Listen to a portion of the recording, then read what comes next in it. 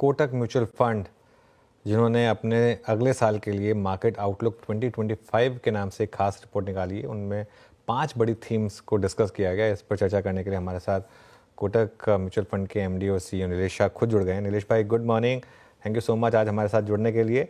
मैं आपकी रिपोर्ट पर आऊँ इससे पहले एक मुझे व्यू चाहिए आपसे।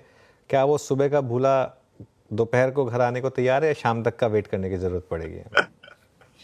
नहीं अनुज भाई, मतलब वो तो एक हमने वाक्या कहा था। फाइनली अगर हमारी अर्निंग्स ग्रोथ अच्छी रहेगी, गवर्नेंस स्टैंडर्ड अच्छे रहेंगे, तो आज जो बेच रहा है कल उसी को रिकग्नाइज करके वापस आ जाएगा। एंड तब सोचा भी नहीं था कि इतनी जल्दी ये लोग पलटी मार देंगे। तो जैसा आपने कहा, सुबह का भूला शाम को नहीं, दोपहर को ही घर लौट आया है। देखिए, कॉन्टेक्स्ट रख देते हैं। बात हो रही थी एफआईआईएस की, क्योंकि जब बात नीलेश भाई से हुई थी पिछले बार, तो ये बात हुई थी कि एफआईआईएस कब आएंगे भारत में वापस। अच्छा चलिए, अब आते हैं आपकी इस रिपोर्ट पर, और बहुत शानदार ये रिपोर्ट है। इसमें आपने 5 बड़ी थीम डिस्कस की हैं। एक एक करके ये सारी थीम्स पर आते हैं। सबसे पहले और जो सबसे इम्पॉर्टेंट है, शायद जिसका शायद हर कोई इंतजार कर रहा है, कैपेक्स साइकिल रिवाइवल। इस पर थोड़ी चर्चा हो जाए। क्यों लगता है आपको कि ये होगा, और इसको प्ले करने का स्टॉक मार्केट के थ्रू फिर क्या तरीका होगा? कैपेक्स साइकिल में 2 कंट्रीब्यूटर है, एक गवर्नमेंट, दूसरा प्राइवेट सेक्टर। सरकार ने जब बजट प्रेजेंट किया था तो 11,11,111 करोड़ कैपेक्स के लिए अनुमान किया था। अब पहले हाफ में उन्होंने तकरीबन 69,000 करोड़ पर मंथ की खर्चा किया है। अब अगर उन्हें 11,11,000 करोड़ का नंबर अचीव करना है, तो वो 69,000 करोड़ पर मंथ की स्पेंडिंग को 1,16,000 करोड़ तक लेके जाना पड़ेगा। हमें लगता है सेकेंड हाफ में सरकार एड़ी चोटी का जोर लगा देगी ये कैपेक्स के लिए, और आपको सरकारी कैपेक्स के ऊपर तकरीबन 68% से ज्यादा की बढ़त दिखने को मिलेगी compare to first half. Second private sector है। अब प्राइवेट सेक्टर में पिछले 2-2.5 साल में हमने कई बार ग्रीन शूट्स आते देखे, रिन्यूएबल एनर्जी सेक्टर में, इलेक्ट्रॉनिक कंपोनेंट सेक्टर में, बट वो ब्रॉड बेस्ड नहीं हो पाया।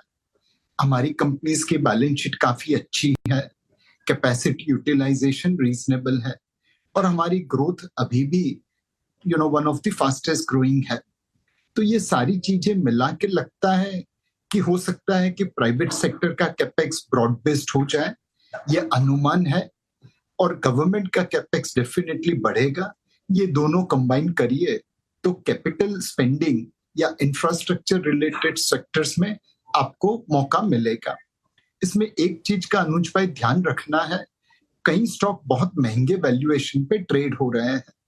इस करेक्शन में वहां पे छोटी मोटी गिरावट आई है, बट वैल्यूएशन को ध्यान रखते हुए निवेश करना पड़ेगा।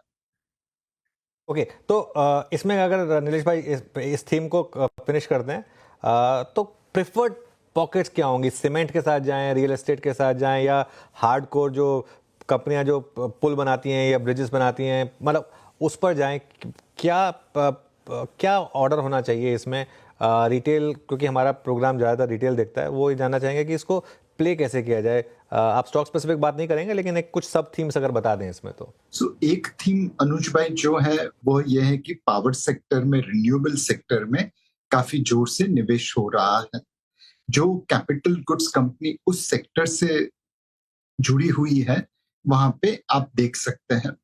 अब अगर आप रिन्यूएबल्स के मॉड्यूल लगाएंगे, लेट्स से सोलर मॉड्यूल, तो वो तो रेगिस्तान में लगेंगे। फिर उस इलेक्ट्रिसिटी को शहर तक पहुंचाने के लिए आपको ट्रांसमिशन टावर और वो पूरा इंफ्रास्ट्रक्चर चाहिए, तो उन कंपनीज को फायदा होगा।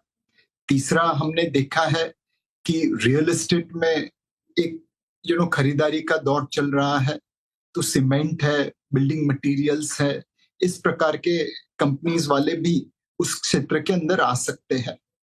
एंड फाइनली जो कैपिटल गुड्स में बड़ा हो सकता है वो चाइना प्लस वन है।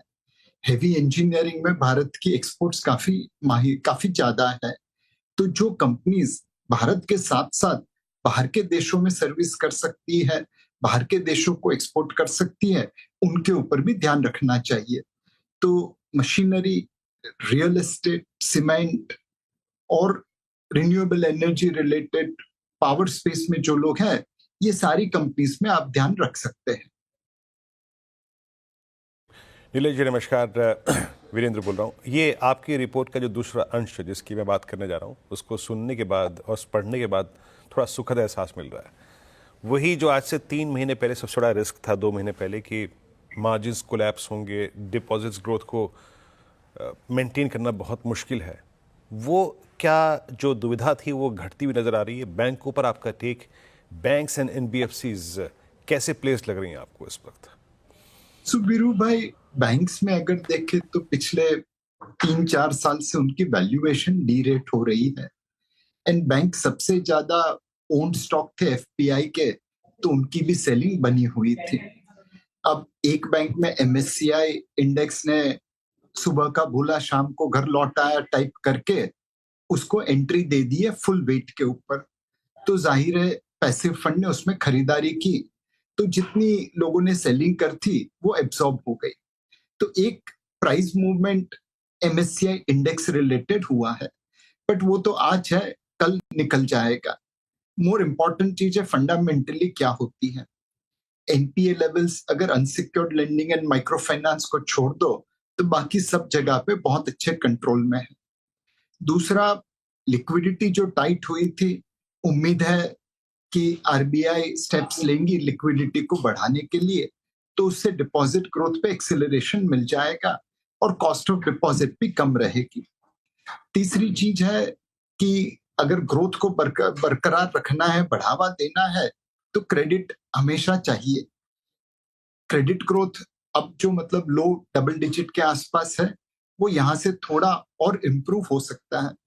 ये सारी चीजें अगर जमा करके देखे तो वैल्यूएशन हिस्टोरिकल एवरेज से नीचे है, बैलेंस शीट ठीक ठाक है, और यहां से डिपॉजिट और क्रेडिट ग्रोथ में एक इंक्रीज होने की उम्मीद है।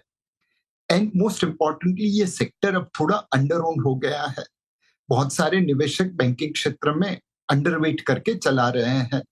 जिस दिन इसमें खरीदारी होगी तो हो सकता है कि बहुत सारे लोग एक साथ दौड़े और भाव को बढ़ा सकते हैं। तो वैल्यूएशन और बिजनेस ग्रोथ दोनों मिला के बैंकों के ऊपर निवेश कर सकते हैं। एनबीएफसी में जो अनसिक्योर्ड रिटेल लेंडिंग के ऊपर है, वहां पे ध्यान रखना चाहिए। कई जगह पे क्रेडिट कल्चर एनबीएफसी का उतना अच्छा नहीं है, पर जिन एनबीएफसी ने सालों से एक स्पेशलाइजेशन से काम किया है, चाहे ऑटो फाइनेंस हो चाहे हाउसिंग फाइनेंस हो, वहां पे आप ध्यान रख सकते हैं। ओके अच्छा, अभी आप वैल्यूएशंस की बात कर रहे थे नीलेश जी। बीते 4 महीने में, 3 महीने में हमने आईटी को देखा, बहुत स्ट्रॉन्ग मूव रहे। नो डाउट उतना अच्छा रिवॉर्ड नहीं है अपेक्षाकृत आज से 4 महीने 5 महीने पहले जितना आईटी में था। बट FY25 ये अगले वित्त वर्ष के लिए, अगले कैलेंडर वर्ष के लिए यूएस इकोनॉमी जिस ग्रोथ के लिए पॉइज्ड है, जिस प्रकार से वहाँ रेट कट्स हो रहे हैं, तो आईटी पे और स्पेशली वो कंपनियां जहाँ पे एआई का सब्सटेंशियल अगर आप देखें रेवेन्यू आ रहा है, इन पर आपका टेक क्या रहेगा? आईटी क्षेत्र में वीरू भाई 2-3 चीजें ध्यान रखनी पड़ेगी। उम्मीद है कि अमेरिका में गवर्नमेंट टैक्स कट देगी। ऑब्वियसली कॉर्पोरेट अमेरिका के पास पैसा बढ़ेगा और शायद वो पैसा वो टेक्नोलॉजी के ऊपर स्पेंड करेंगे। जो प्रोजेक्ट्स उन्होंने डिले किए थे वहां पे वो स्पेंडिंग बढ़ सकती है। उसका सीधा बेनिफिट इंडियन आईटी कंपनीज को आ सकता है। दूसरा, आईटी कंपनीज में हालांकि सारी की सारी कंपनीज एआई को लिवरेज कर रही हैं, बट कुछ कंपनी अपने पीयर ग्रुप से उसे ज्यादा लिवरेज कर पाएगी। एआई को लिवरेज करके अगर आप अपने क्लाइंट के लिए सबसे तेज, सबसे सस्ता और सबसे टिकाऊ सॉल्यूशन दे रहे हो, तो आपको ऑब्वियसली ज्यादा बिजनेस मिलेगा और ज्यादा प्रॉफिट मिलेगा। तीसरा, जैसे दुनिया एआई एंड इस प्रकार के नए नए टेक्नोलॉजीज में जा रही है, वैसे वैसे साइबर रिस्क भी बढ़ रहा है।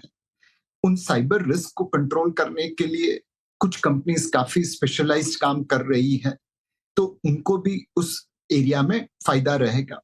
ये सारी चीजें कंबाइन कर ले तो ऐसा लगता है कि टेक्नोलॉजी क्षेत्र यहां से मार्केट को आउट परफॉर्म कर सकता है। बहुत बड़ा रिटर्न आने की उम्मीद नहीं है, बिकॉज वैल्यूएशन सस्ते नहीं है, हिस्टोरिकल एवरेज के आसपास ही है, बट मार्केट से थोड़ा ज्यादा रिटर्न मिलने की उम्मीद टेक्नोलॉजी क्षेत्र में है। बिल्कुल। तो ये अब तक की थीम्स जो हमने डिस्कस की, 3 बड़ी थीम्स डिस्कस हुई नीलेश भाई।